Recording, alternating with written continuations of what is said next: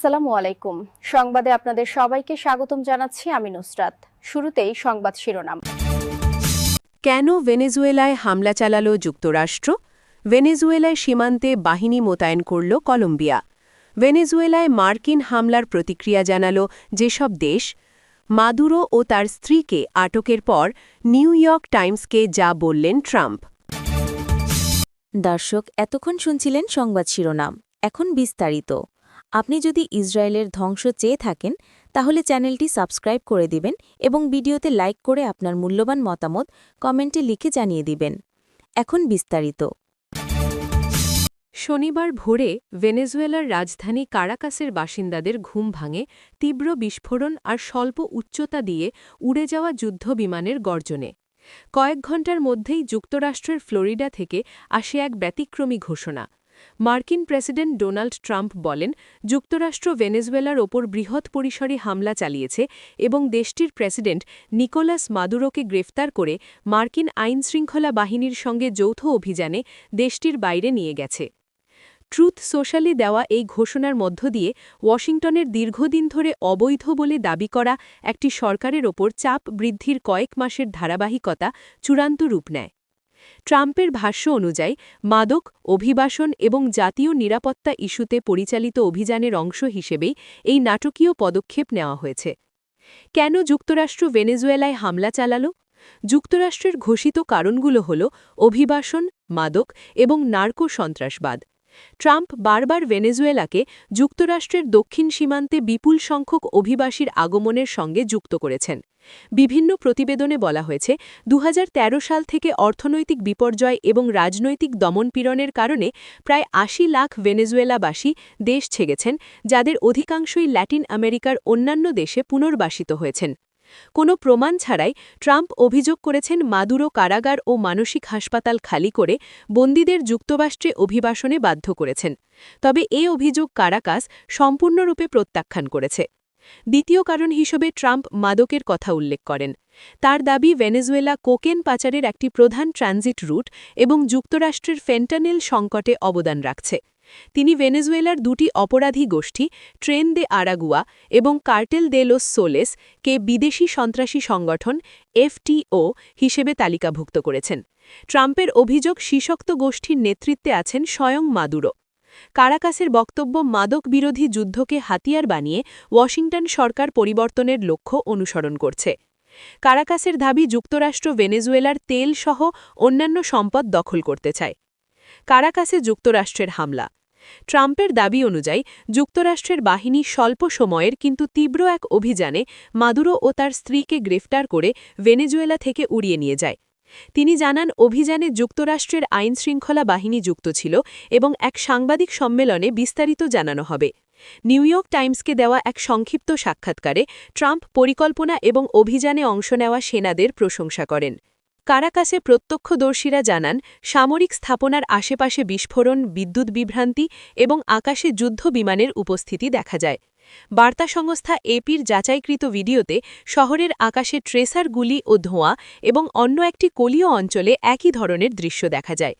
Venezuela সরকার যুক্তরাষ্ট্রের বিরুদ্ধে বেসামরিক এবং সামরিক স্থাপনায় হামলার অভিযোগ তোলে এবং সমর্থকদের সংগঠিত হওয়ার আহ্বান জানিয়ে বহিঃশত্রুজনিত অস্থিরতা ঘোষণা করে। কয়েক মাসের চাপ। সম্প্রতি ক্যারিবীয় অঞ্চলে যুক্তরাষ্ট্র বড় ধরনের নৌ ও আকাশ শক্তি মোতায়েন করে, যার মধ্যে ইউএসএস জেরাল্ড আর ফোর্ড বিমানবাহী রণতরীয় ছিল। তেল অবরোধের অংশ হিসেবে সমুদ্রে দুটি তেল ট্যাঙ্কার জব্দ করা হয় এবং মাদক পাচারের অভিযোগে ছোট নৌকায় চালানো হামলায় ১০০ জনেরও বেশি মানুষ নিহত হওয়ার কথাও যুক্তরাষ্ট্র স্বীকার করে।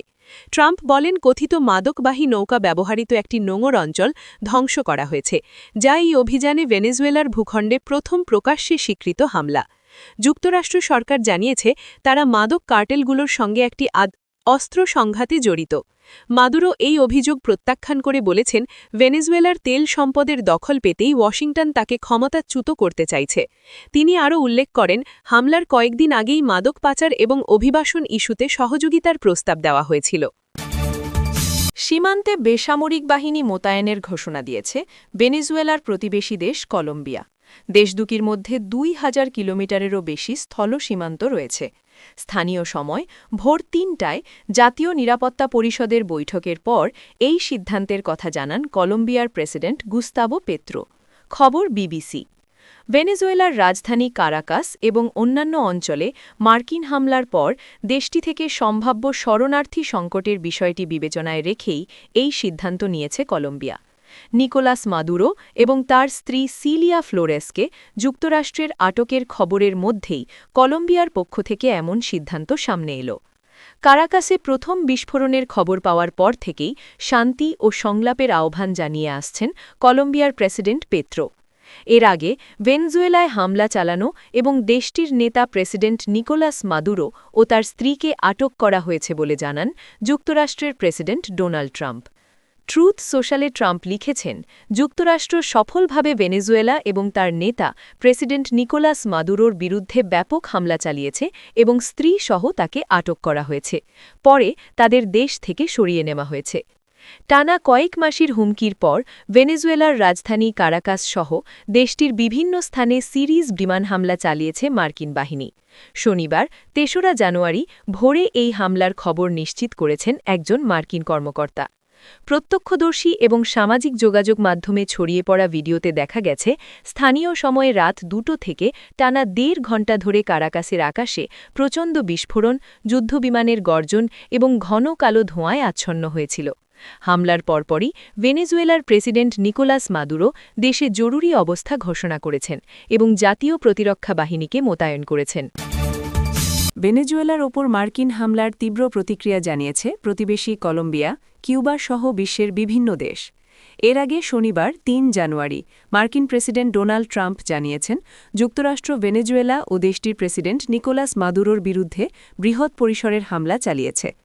ট্রুথ সোশ্যালে দেওয়া এক পোস্টে ট্রাম্প দাবি করেন, অভিযানের পর মাদুরো ও তার স্ত্রীকে গ্রেফতার করে দেশটির বাইরে নিয়ে যাওয়া হয়েছে। তিনি বলেন, এই অভিযানটি মার্কিন আইনশৃঙ্খলা বাহিনীর সঙ্গে সমন্বয় করে পরিচালিত হয়েছে। শনিবার ভোরে ভেনেজুয়েলার ভেতরে যুক্তরাষ্ট্রের হামলা চালানোর মধ্য দিয়ে পরিস্থিতির নাটকীয় অবনতি ঘটে, যা নিয়ে ভেনেজুয়েলাবাসী কয়েক সপ্তাহ ধরেই আশঙ্কায় ছিলেন। ফক্স নিউজ ও সিবিএস নিউজ সহ বিভিন্ন মার্কিন গণমাধ্যম আগেই জানায় যুক্তরাষ্ট্র দক্ষিণ আমেরিকার দেশটিতে হামলা চালিয়েছে।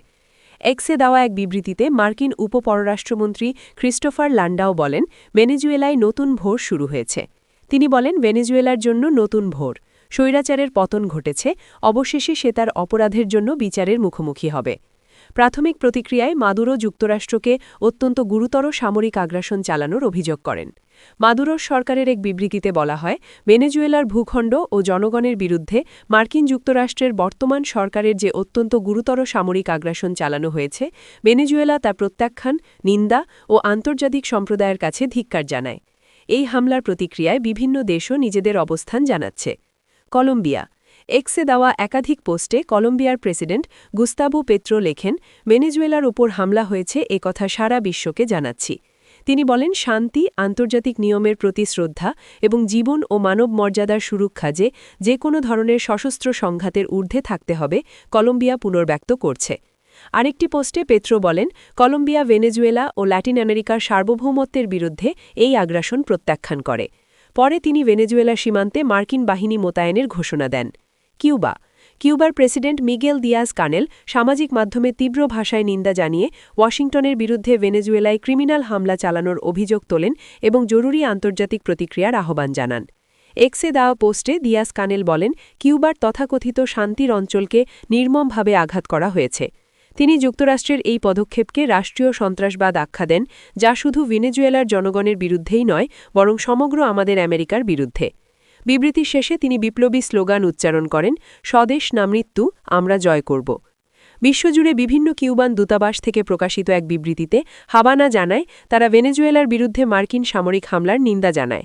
একই সঙ্গে এটিকে রাষ্ট্রীয় সন্ত্রাসবাদ উল্লেখ করে আন্তর্জাতিক সম্প্রদায়ের জরুরি প্রতিক্রিয়া দাবি করা হয়।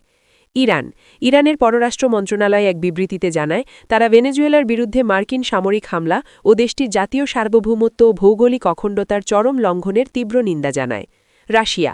রাশিয়ার পররাষ্ট্র মন্ত্রণালয় জানায়, যুক্তরাষ্ট্রের মাধ্যমে ভেনেজুয়েলার বিরুদ্ধে সংগঠিত সশস্ত্র আগ্রাসন নিয়ে মস্কো গভীরভাবে উদ্বিগ্ন।